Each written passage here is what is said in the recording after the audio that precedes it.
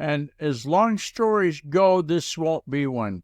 The name of the game is testing the Wi-Fi on the NUC 9. I should have done the Bluetooth as well. The Bluetooth is built in.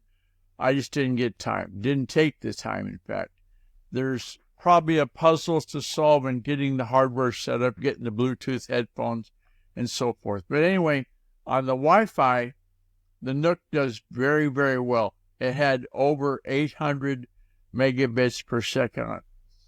A lot of that is due to having a 1 gigabit fiber connection to Ziply Fiber. A little shout out.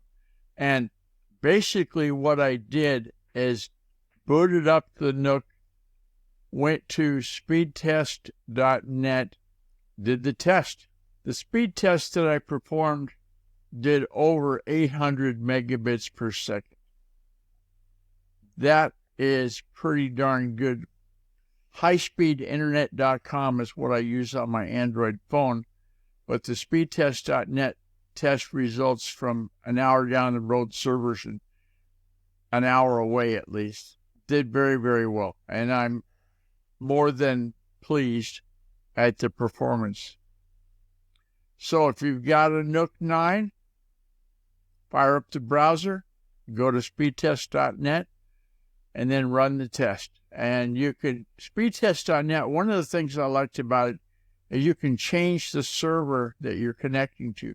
So maybe the first one you get to, it's got a like 13 millisecond ping time. Find the one that's got the 6-second ping time, is faster connection all the way around. Going to perform better.